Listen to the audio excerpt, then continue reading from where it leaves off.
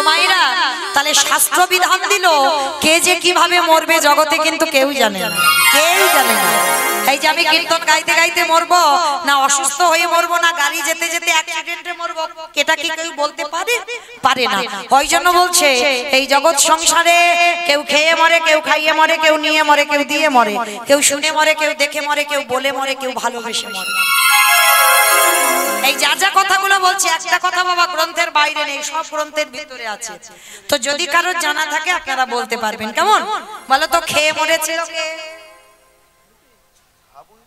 বকাসুর। বকাসুর খেয়ে মরেছিল। কৃষ্ণ কষ্টে গেল আর বকাসুর কৃষ্ণকে মারতে গিয়ে এমন করে গিলে খেতে গেল, বকাসুর হরি বল হলো। তাহলে বকাসুর খেয়ে মরল। পরেরটা সবাই পারবে, তবে যারা কীর্তন শোনো অভিজ্ঞতা যাদের আছে একটু ভাবতে হবে। খাইয়ে মরেছিল কে? পুতনা। বেশ মামা একটু জোরে বলবে, আমি কানে একটু আবার কম শুনি, একটু জোরে বলবে। কেমন? পুতনা। স্তনে বিষ মাখালো, 6 দিনের ছেলে কৃষ্ণ এমন করে টান দিল একেবারে পুতনা হরি বল হলো। তাহলে খেয়ে মরলো, খাইয়ে মরলো। নিয়ে মরেছিল কে? আমি অপশন দেব, আপনারা খুঁজে বের করবেন। রামায়ণ। বলো বলো।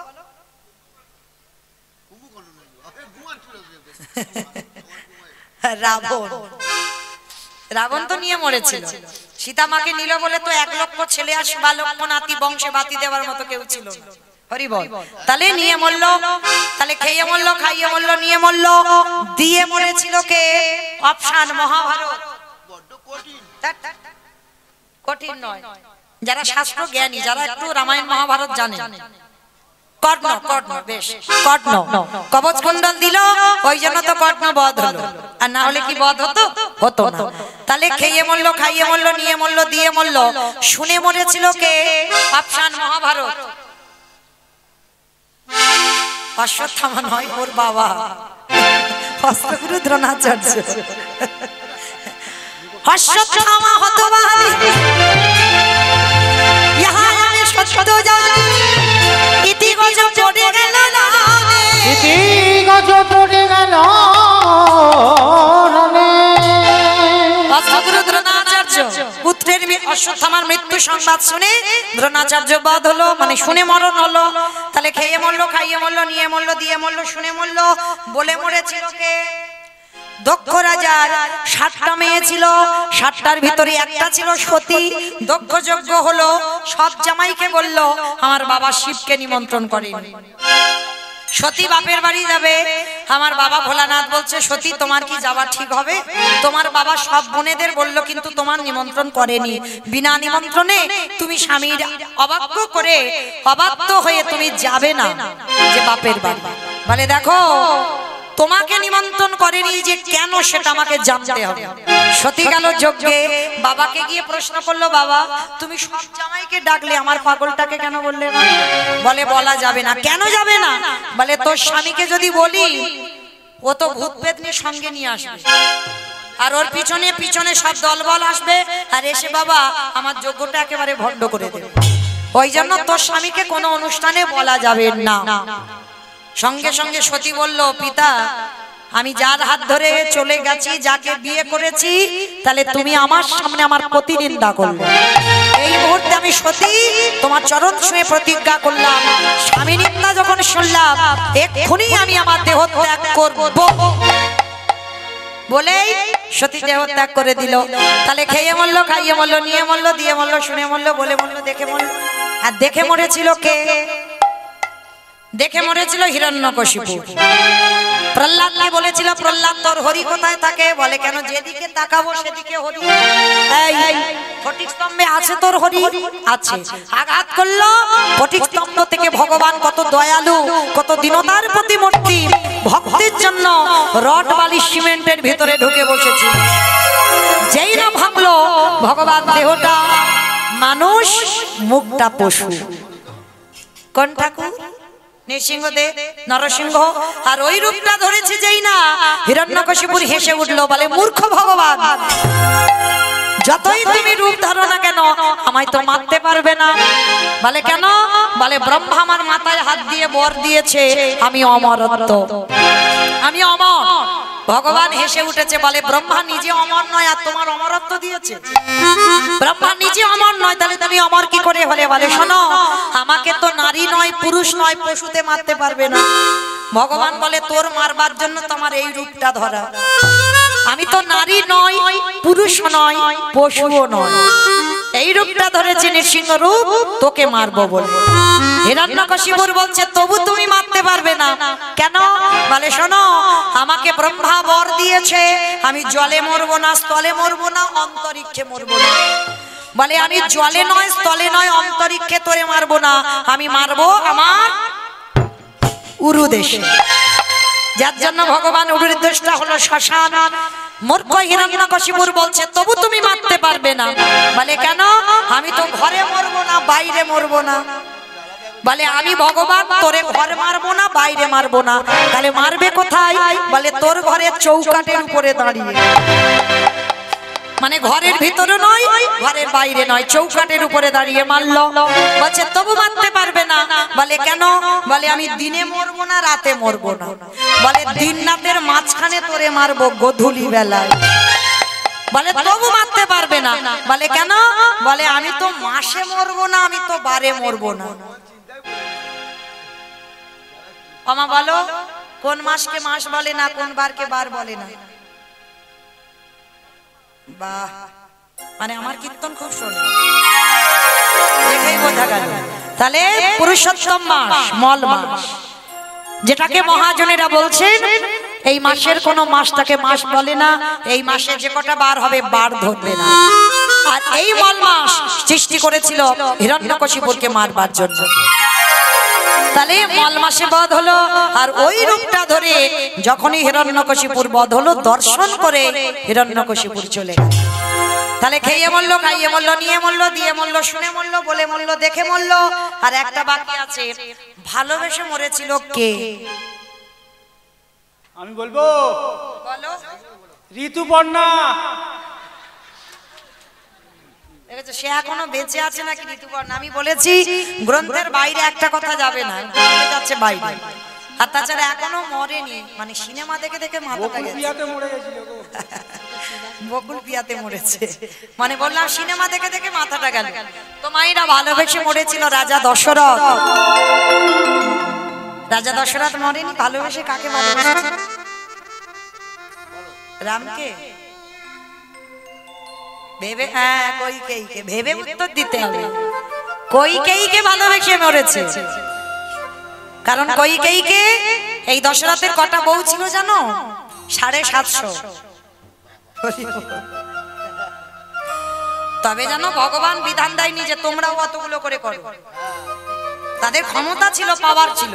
যেমন রাবণের 10,000, আর ভগবানের তো সবাই জানে 16,108 জন, অগন্তি বউ। ক্ষমতা ছিল, পাওয়ার ছিল। আর আমাদের একটা ছেড়ে দুটো বাবা, সে একেবারে হরিবোল হয়ে যাচ্ছে। তাহলে আজকে 750 বউয়ের মধ্যে 3টে ছিল প্রধান, কৌশল্যা, কইকেয়ী, সুমিত্রা। আর সব থেকে এতগুলো বউয়ের মধ্যে একটাকে বেশি ভালোবাসতো, সে কে? কইকেয়ী মা। আর কইকেয়ী মাকে এতটা ভালোবেসেছিল, ভালোবাসতে গিয়ে বাবা দুটো কায়দা করে বর চেয়ে নিল। প্রথমবারই ভরত রাজা হবে, দ্বিতীয়বারে রামে যাবে 14 বছর বনে। আর যখন রাম বনবাসী হলো, দশরথ কেঁদে কেঁদে অন্ধ হয়ে বিছানায় পড়ে গেল। আর বিছানায় পড়ে কেঁদে কেঁদে দশরথ বলল, ওরে কলির জি, আমার মতো যারা যারা সংসার করবি মনে রাখিস, তোরা যেন খবরদার আমার মতো কেউ বউকে ভালোবাসিস। এটা আমি বলছি না, দশরথ মরবার আগে বলে গেল, যেন যারা যারা ভালোবাসো বউকে ভালোবাসো, কিন্তু খবরদার বউ যেন মাথায় চড়ে না বসে, গলায় দড়ি দিতে হবে। আর যাদের যাদের বউ মাথায় চড়ে বসবে, দশরথ বলে গেল, ওগো তাদের দশা আমার মতো হবে। তাই করে গেলাম তাদের দশা আমার মতো হবে। আস্তে, এইবার লক্ষ্য করে দেখেন বাবা। ও মা, কোথায় ছিলাম গো? কোথায় ছিল? নদীতে। বাহ, ঠিক শুনেছে, নদীতে ছিলাম, যমুনার ঘাটে, তাই তো? ছেলেটা মরতে গেল, মরা হলো না। বাবা বলছে, হ্যাঁ রে খোকা, তাহলে কি করে আমি চাল ডাল নেব, কি করে অতিথি সেবা দেব? বাবা, ওই ওই যে দূরে দেখা যাচ্ছে একটা মুদির দোকান। হ্যাঁ রে, দোকানে আমি কি করে যাব? পয়সা টয়সা আছে? বলে দরকার নেই, ওই দোকানে গিয়ে চুরি করব। চুরি?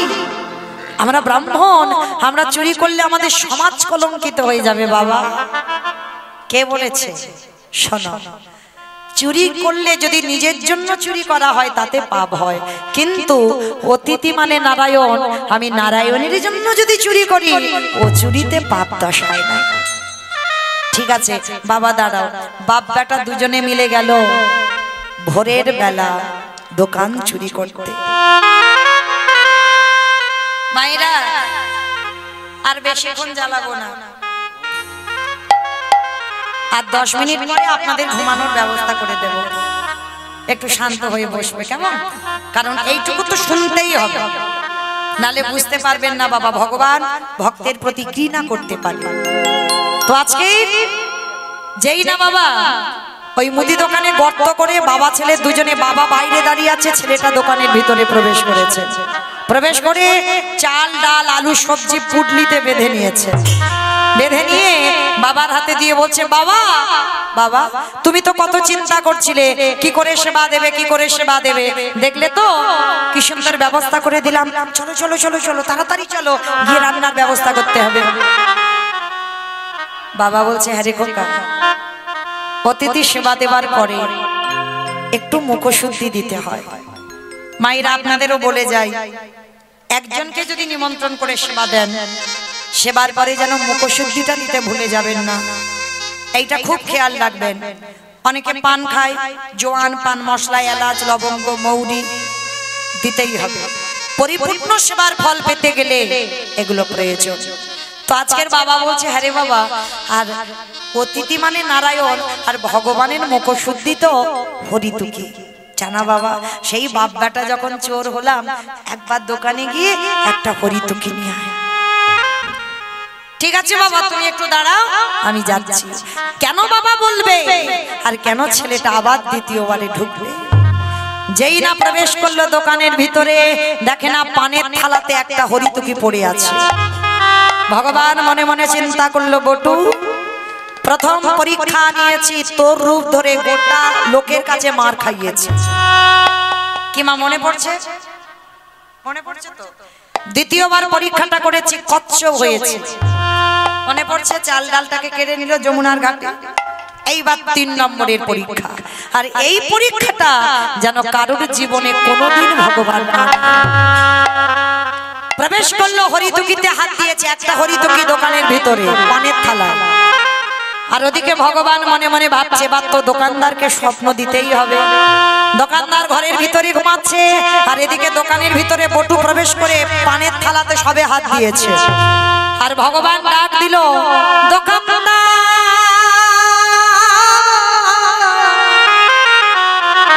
তুমি অমন করে কালে নিদ্রায় ঘুমায়ো না, তুমি চেয়ে দেখো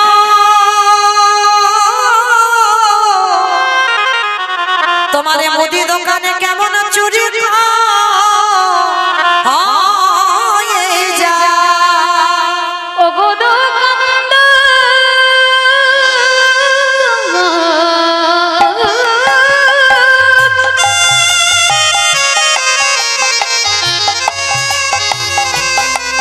একেবারে চেয়ে দেখো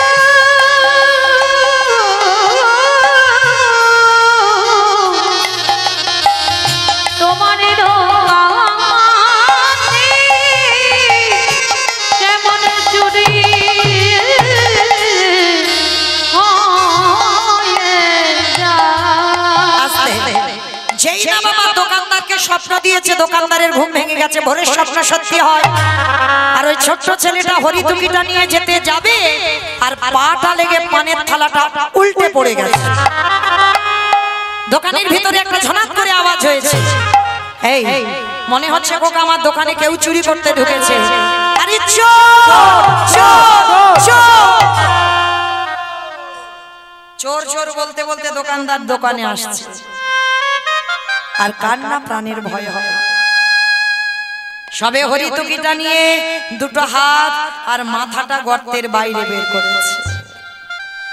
সর্বদেহটা দোকানের ভিতরে পড়ে রইল, বুঝতে দিল না যে বাবা আমি ধরা পড়ে গেছি।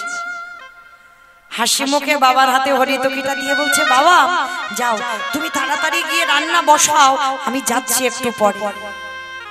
না, আমরা দুজনে একসঙ্গে এসেছি, একসঙ্গে যাব, তুই আমাকে আগে পাঠাচ্ছিস কেন বাবা?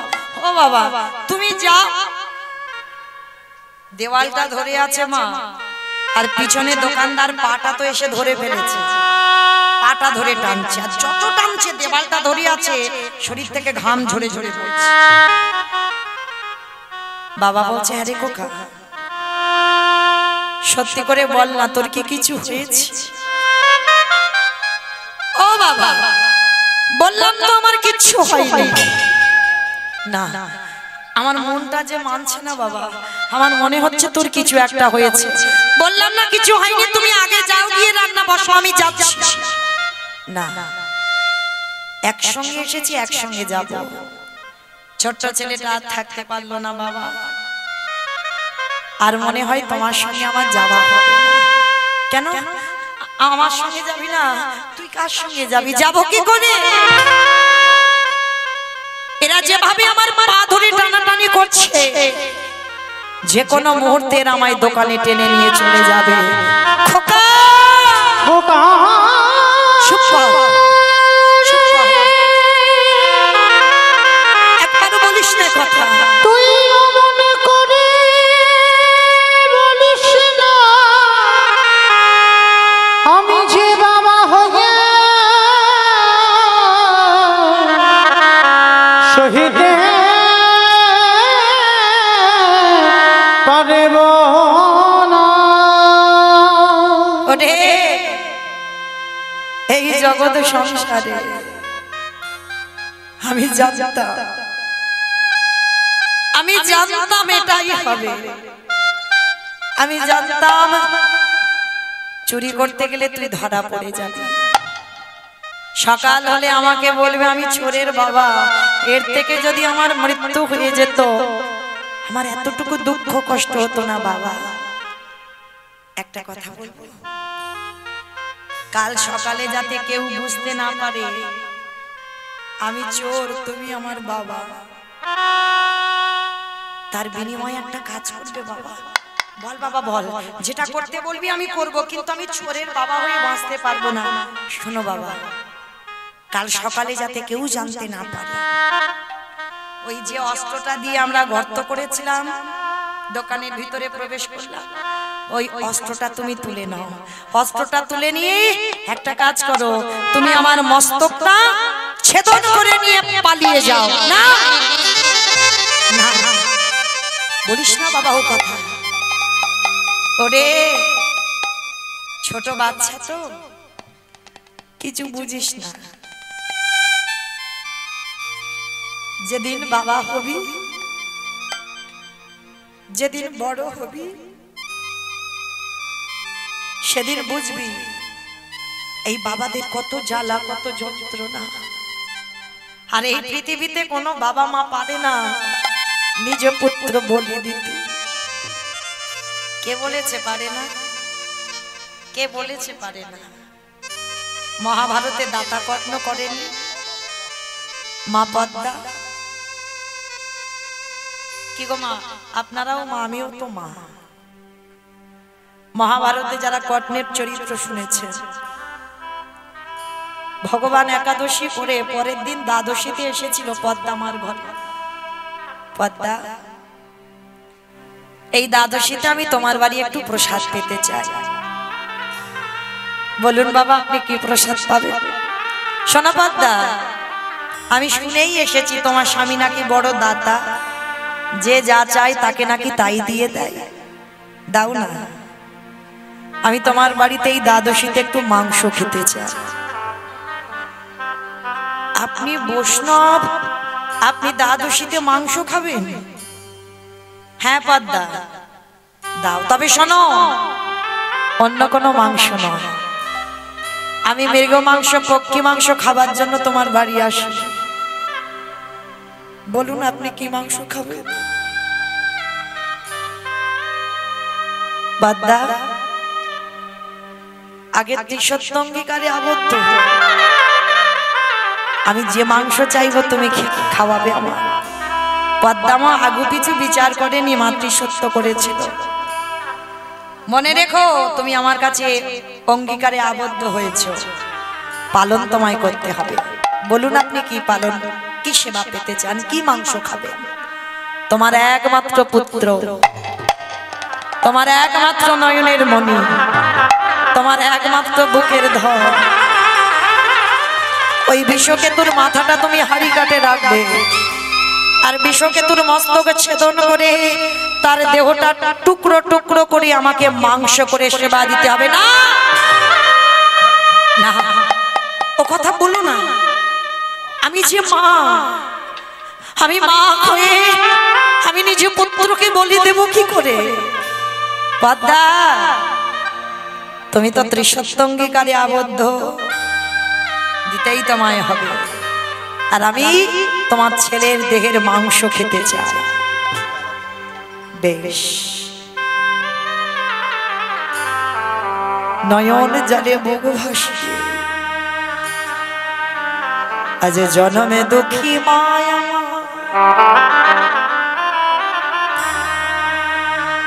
ওই বিশ্বকে তো যেখানে হরি নামের খেলা খেলে, মা গিয়ে সেখানে দাঁড়িয়েছে। ছোট্ট ছেলে তো, সন্তান কাকে বলে দেখে, ছুটে এসেছে। মা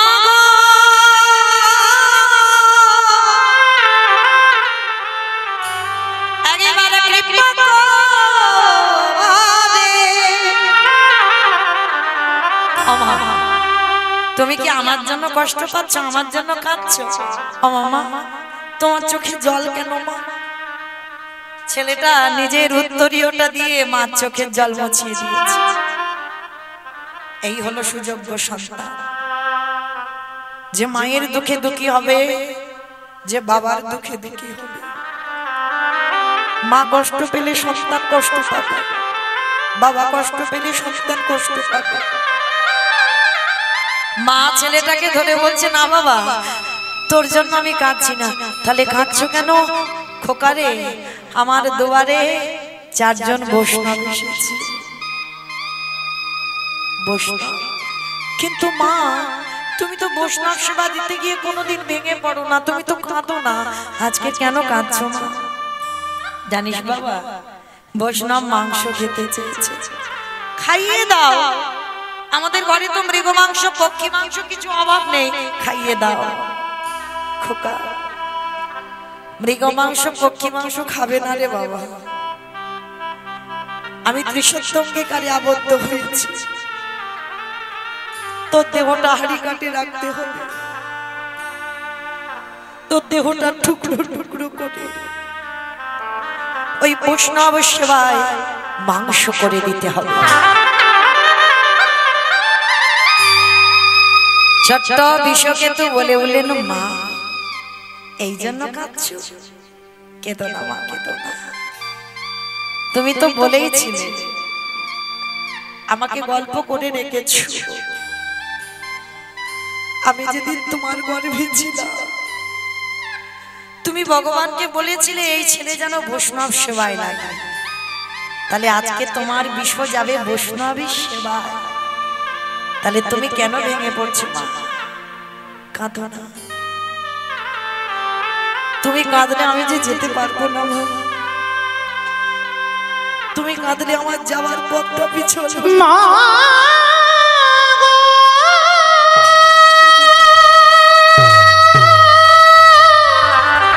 একটু শান্ত হও মা। তুমি মনে করে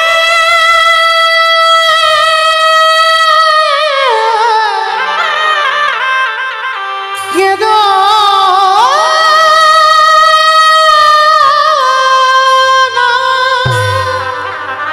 তোমার চোখের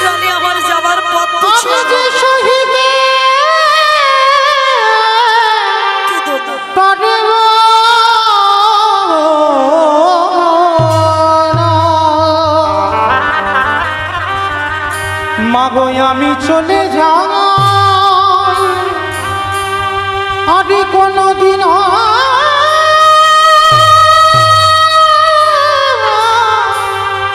ফিরে আসব না।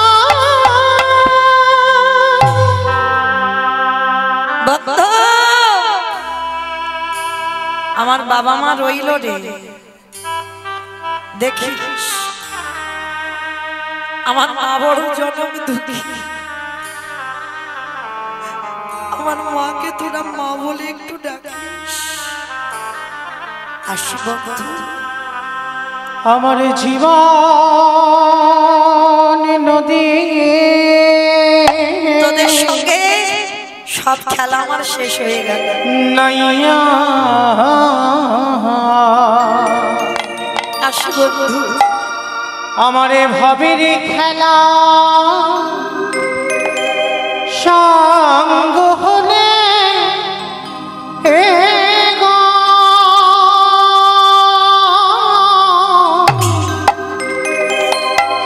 দিও পারে করিয়া আমার জীবনের নদীরে নাইয়া আমার জীবনে নদী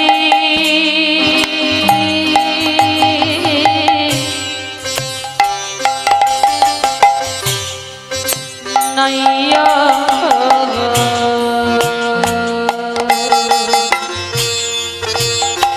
আসি মা, বিদায় দাও। আমার ভবের খেলা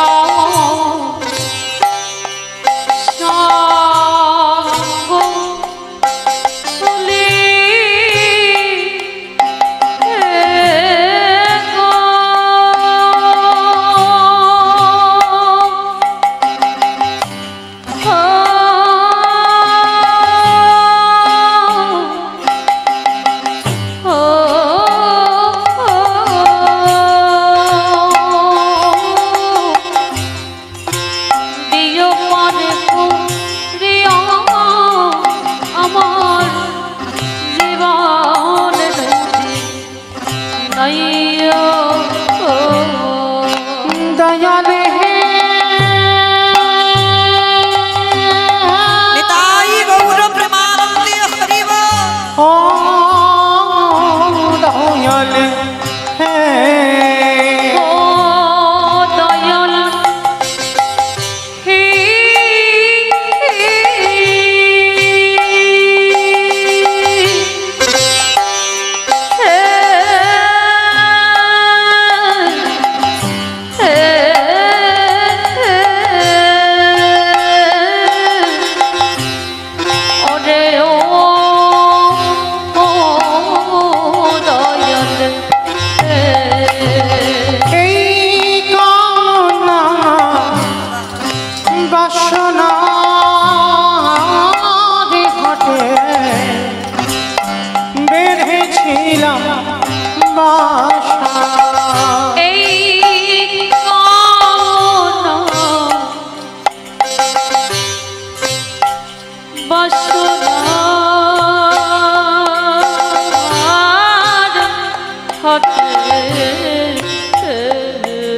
আমি চলে যাচ্ছি রে, চলে যাচ্ছি। বুঝি বেঁধেছিল সবই অচলে হবে আমার যাওয়ার কানে গো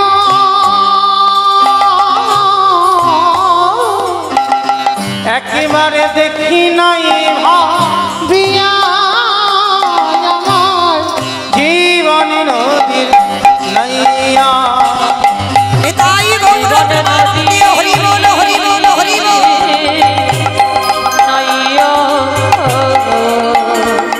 বন্ধু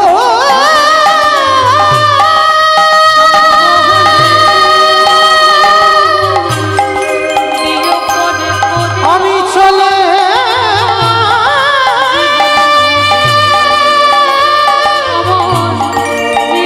চলে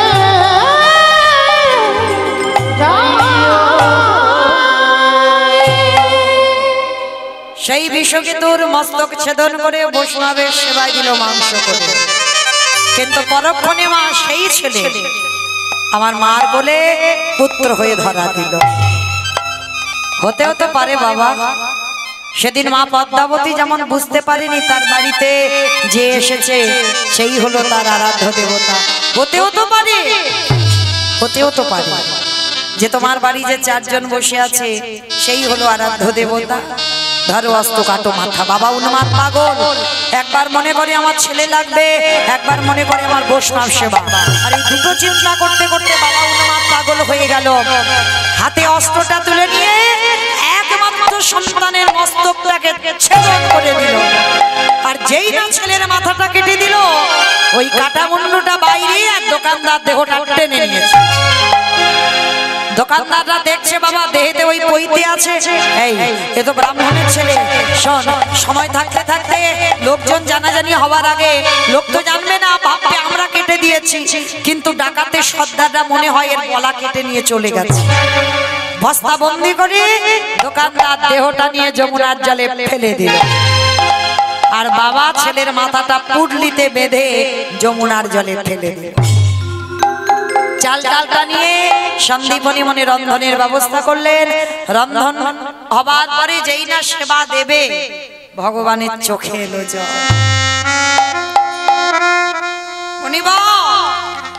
সকাল হতে তো আর একটু দেরি আছে, চলো আজকের আমরা স্নানটা করে আসি।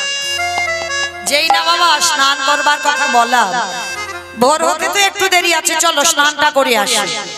আর যেই না গেছে, আর যেখানে গেছে গিয়ে দেখছে ছেলের কাটা দেহ আর ওই মাথাটা ভাসছে। কোন বাবা কি দেখতে পারে? পিছন ঘুরে দাঁড়িয়ে আছে। হে বৈষ্ণব, ভালো করে দেখো তো ছেলেটাকে কি চেনো? এক বাক্যে বলেছিল, আমি চিনি না, জানি না, দেখিও। সে কি তুমি চেনো না, জানো না, দেখোনি? সঙ্গে সঙ্গে বলছে, শোনো আমি কিন্তু ধ্যানে বসতে পারি, আর ধ্যানে যদি জানি এটা কে, আমি তোমার বাড়ি প্রসাদ পেতে যাব। চরণ জড়িয়ে ধরে বললেন, হে বৈষ্ণব, এটা অন্য কেউ নয়, আমার একমাত্র পুত্র বটুরি দেহ। যেই না বলা, বলছে দাঁড়াও দাঁড়াও, কান্নাকাটি করো না, তোমার ছেলেকে বাঁচিয়ে দেব। আমার এই ঝোলাতে একটা ওষুধ আছে, দাঁড়াও। এইবার তীরে তুলেছে, তীরে তুলে বাবা প্রথমে নয়ন ইঙ্গিত করে রেখেছে, হে মণিবর দাঁড়াও। তীরে তুলে সবার আগে ব্রহ্মাকে ডাকলো নয়ন ইঙ্গিত করে, ব্রহ্মা দেখো তো দেহটা জোড়া লাগাতে পারো কিনা। ব্রহ্মা চেষ্টা করছে, জোড়া লাগাতে পারছে না। ভোলানাথ তুমি পারো কিনা দেখো তো, পাচ্ছে না। যে নামের নামই স্বয়ং ভগবান, তিনিও পাচ্ছে না। আচ্ছা বলো তো মা, ব্রহ্মা বিষ্ণু মহেশ্বর কেউ পাচ্ছে না টাটা দেহ জোড়া লাগাতে। বলেছিলাম কীর্তনের শেষে দুটো প্রশ্ন উত্তর লাগবে। বলো আর কে বাকি আছে? বাহ, নারদ বাকি আছে। ভগবান বলছে, নারদ দেখো তো পারো কিনা। নারদ বলছে, ঠাকুর তোমরা সৃষ্টিকর্তা, রক্ষাকর্তা, পালনকর্তা, তোমরা পারলে না, আর এই হতভাগা কি করে পারবে? আরে বাবা দেখো না, হলেও তো হতে পারে। নারদের স্বভাব কি? হরে মোরারি মাধু কৈটবে ভারে গোপাল গোবিন্দ মুকুন্দ সৌরে উলুধ্বনি।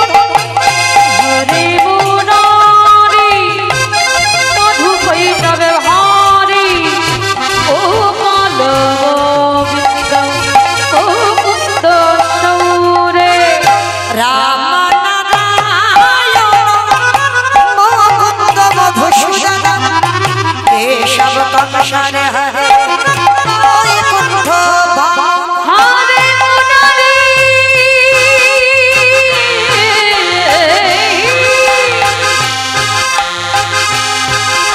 হরে মুরারি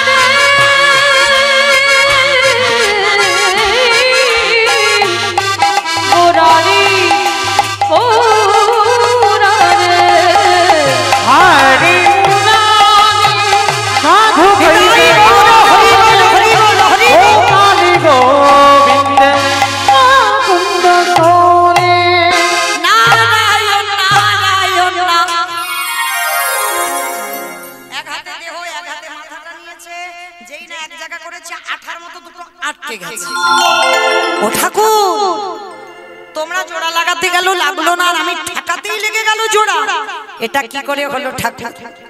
ভগবান বলছে নারদ মনে করে দেখো সেই যে ত্রেতা যুগের কথা, সীতামাকে উদ্ধার করবো বলে হনুমানের দল আর ভল্লুকের দল একটা করে পাথর ফেলছে, পাথর জলে ভাসছে, আর মা যার বউ চুরি হয়েছে সে কিচ্ছু করছে না। মনে মনে ভাবছে আমার একটা প্রেস্টিজের ব্যাপার, ওরা আমার বউকে উদ্ধারের জন্য এত কিছু করছে, আমি তো কিছু করছি না। ভাই লক্ষণ বলো। কটা বাজে ভাই? 11:50। বাবা যেন আপনারা ভুল বুঝবেন না যে মৌমিতা টাইম জানতে চাইলো, আমি কিন্তু বলিনি। রামচন্দ্র বলছে ভাই কটা বাজে, বলে 12টা। বাজবো বাজবো ভাব। তো এইবার দেখ, এইবার দেখ তো সব ঘুমানো ঘুমানো ভাব কিনা। পিছনে ঘুমোচ্ছে, এখনো বাজেনি 12টা। ও 11:47। আচ্ছা ঠিক আছে, আমি এখন যাইনি তো, আছি তো বাবা। হ্যাঁ আছি। এইবার ছোট্ট নুড়ি পাথরটা নিয়ে গেছে সাগরে রামচন্দ্র। সম্মানের একটা ব্যাপার আছে ভাই, ঘুমানো ঘুমানো ভাব তো। পিছনে ঘুমোচ্ছে ওই তো। এইবার যেই না নুড়ি পাথরটা ফেলেছে সঙ্গে সঙ্গে টপ করে ডুবে গেছে। লক্ষণ কেউ দেখলো না তো? না না কেউ দেখেনি। কিন্তু গাছের ডাল থেকে হনুমান বলে ঠাকুর আমি দেখেছি। ও ঠাকুর রাত 12টা বাজতে যাচ্ছে আর তুমি ছোট নুড়ি ফেলছো। বলে দেখো হনুমান কাউকে বলে দিও না, শুনতে দেখো তোমরা যখন ফেলছো ভাসছে, আর আমি যখন ফেলছি শুধু ডুবে যাচ্ছে কেন? হে রাম দয়াময়, আমরা যে পাথরে ফেলেছি তার গায়ে রাম নামে লেখা আছে, আর তুমি যে পাথরে ফেলেছো তার গায়ে রাম নামে লেখা নাই। আজও যারা যাবেন রামেশ্বরে গিয়ে দেখে আসবেন ওই রামে নামের গুণে শিলা জলে ভাসে। বলে শোনো শোনো ও গদায় রামে নামের গুণে শিলা জলে ভাসে। আস্তে এইবার গিয়ে দাঁড়িয়েছে আমার দেবর্ষি নারদ, বলছে ঠাকুর আর বোঝাতে হবে না, আমি সব বুঝতে পেরে গেছি। ত্রেতা যুগে রাম নামের গুণে শিলা জলে ভেসেছিল রামেশ্বরে, আর আজকের আমার নামে কাটা দেহটা জোড়া লেগেছে। ঠাকুর একটু দাঁড়াও, আমি যাব আর আসবো। বলে নারদ কোথায় যাচ্ছ? বলে প্রভু আমার জন্য একজন অনেক দিন ধরে বসে আছে।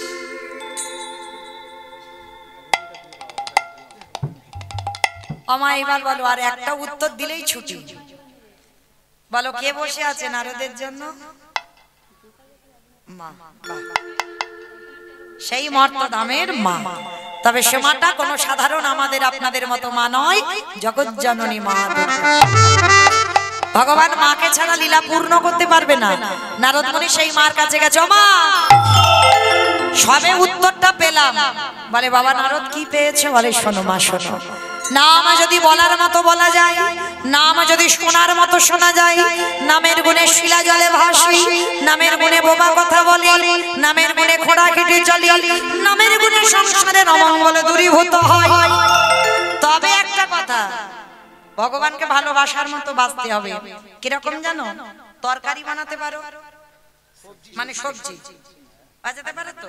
তাহলে এই যে সবজি বানাতে গেলে তেল দেবে, হলুদ দেবে, লঙ্কা দেবে, জিরে দেবে, ফোড়ন দেবেন, তেজপাতা দেবেন, জল, কাঠ, উনান, গ্যাস সব দেবেন। কোনটা না দিলে খাওয়া যাবে না? লবণ। এই নুন জিনিসটা এমন, এটা লাগবে, এইটা দিলে তবে তরকারির স্বাদ হবে। অন্যান্য কিছু নাই দাও, কিন্তু মরিচ মশলা নাই দাও, কিন্তু লবণ এমন একটা জিনিস ওটা তরকারিতে দিতে হবে। ওমা হঠাৎ এই লবণের খবর কেন? তার একটা কারণ আছে। এই যেমন তরকারিতে নুন দিলে তরকারির স্বাদ হয়। শ্রী শ্রী রামকৃষ্ণ পরমহংসদেব নরেনকে বলেছিল, এই শালা। ঠাকুরের বই যারা পড়বেন দেখবেন ঠাকুর তো শালা ছাড়া কথা বলে না। কোন শালা গো? বউয়ের পাঠশালা না, পাঠশালা না, গোশালা না, তাহলে কোন শালা? শা মানে মুক্তি, লা মানে নৌকা। ওই মুক্তির নৌকাতে ঠাকুর পারাপার হবে।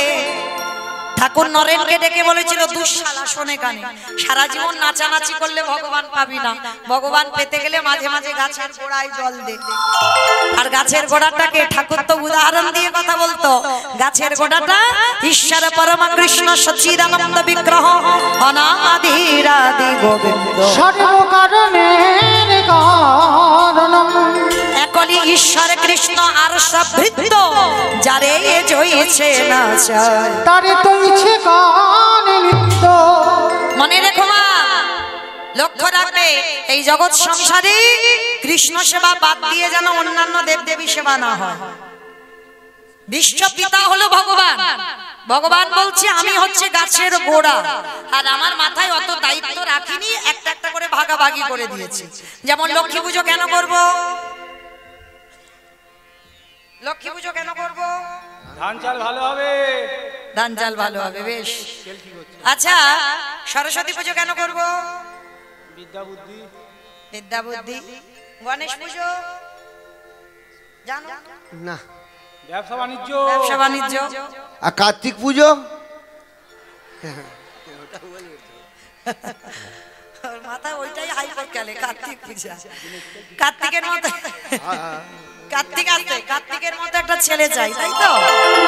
আর মনসা পুজো, তাই তো? যাতে ভক্তকে সাপে না কাটে। কিন্তু যাই পূজা করো না কেন, প্রথমে বসলেই বাবা আমার ভগবান বিষ্ণুকে আরাধনা আগে করতে হবে। বিষ্ণু বাদ দিয়ে সেবা পূজা হবে না। হ্যাঁ, তুমি আচমন করতে যাবে, সেও ভগবানকে ডাকতে হবে। কেন? লক্ষ্মী পুজো করলে তাহলে আচমনের সময় তো লক্ষ্মী লক্ষ্মী বলতে পারবে, কিন্তু সেই বিষ্ণু স্মরণ করতে হবে তোমার। তাহলে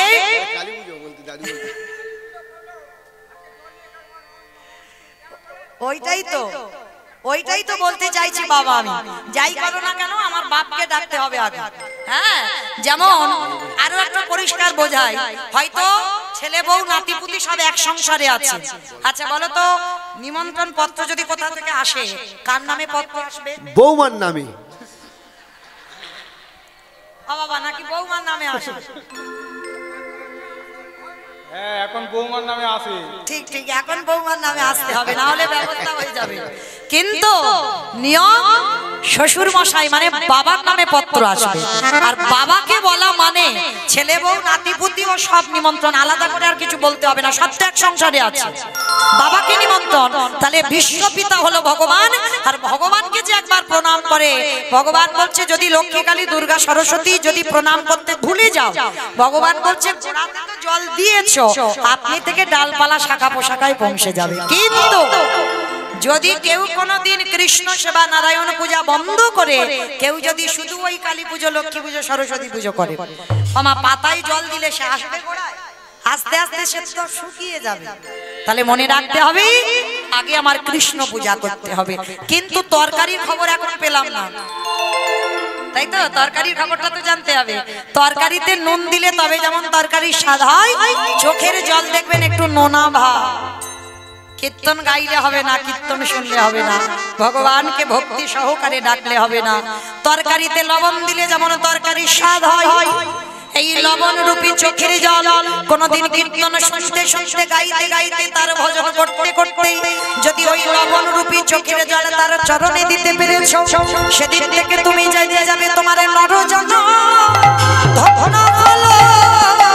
যেদিন কাঁদিতে পারবে তোমার নরজন ধন্য হলো। ফিরে আসেন লীলায়। এবার সন্দীপনী মনির মরা ছেলে বেঁচে গেল, সেবা হয়ে গেল, চারজন বৈষ্ণব বলছে এবার আমি আসি, দাঁড়াও, পরিচয়টা দাও। ওমা আমি তো অন্য কেউ নয়, আমি বৈষ্ণব, আমি আবার কি পরিচয় দেব? চুপ, তুমি বৈষ্ণব? আমার ছেলেটা মরে গিয়েছিল, আমি কি পা ধরে কেঁদেছিলাম বাঁচাও গো বাঁচাও গো বাঁচাও গো? বলিনি তো? তাহলে বাঁচিয়ে যখন দিলে এবার বলো তুমি কে? বিশ্বাস করো আমি অন্য কেউ নয়, আমি সাধারণ একজন বৈষ্ণব। তুমি সাধারণ? তোমার বাম চরণে দেখলাম 8টা চিহ্ন, তোমার ডান চরণে দেখলাম 11টা চিহ্ন, তোমার দুটো চরণে দেখেছি মোটে 19টা চিহ্ন। তোমার অঙ্গ থেকে বাইর হলো চন্দন কর্পূরের গন্ধ, তোমার বদন থেকে বাইর হলো ক্ষীরসার ননির গন্ধ। কে তুমি? বিশ্বাস করো আমি অন্য, আবার বলে অন্য কেউ নয়। এসেছো নিজের ইচ্ছায়, যাবে আমার ইচ্ছায়। বলে তুমি কে? নারদ মুনি পাশে দাঁড়িয়েছিল, ঠেলা দিয়ে বলছে ও ঠাকুর তুমি তো ভক্তকে কৃপা করবে বলে এলে, দেখাও তোমার স্বরূপ দেখাও। আমি ওই রূপে বড়, ওই রূপে বড় ভালোবাসি, দেখাও তোমার স্বরূপ দেখাও। আসলে নারদ আমি তো দেখাবো বলি এলাম, কিন্তু ভক্তকে জানাতে হবে না আজকে লীলা করে আমি কি শিক্ষা দিলাম। প্রকৃত যদি আমাকে কেউ ডাকার মতো ডাকতে পারে মন প্রাণ দিয়ে, তাহলে কোনো মানুষ যদি প্যারালাইসিসে পড়ে থাকে সে মানুষ চলতে পারবে। কোনো মানুষ যদি বোবা হয়ে যায় সে কথা বলতে পারবে। আবার আজও রামেশ্বরে 4 ধামের মধ্যে একটা ধাম, রামেশ্বরে গিয়ে দেখে আসবে আজও পাথর জলে ভাসছে। আজকে লীলায় কাটা দেহ জোড়া লাগলো, আর এই হরিনাম যদি প্রকৃত গাওয়ার মতো গাওয়া যায়, শোনার মতো শোনা যায়, ভগবানকে ভজনের মতো যদি ভজন করা যায়, সংসারের সকল অমঙ্গল দূরীভূত হয়। এই সন্দীপনী মানে স্ত্রী মহামায়া ছুটে এসেছে, প্রভু ওই রূপে নয়, তুমি একবার যুগল রূপে দাঁড়াও। ছেলে মরা ছেলে বেঁচে গেল, সন্দীপনী মণি আর বটু আর মা মহামায়া 3 জনে নয়ন জলে ভাসলো। ভগবান 4 জন, ব্রহ্মা বিষ্ণু মহেশ্বর আর নারদ 4 জনে যুগল রূপে দাঁড়ালো।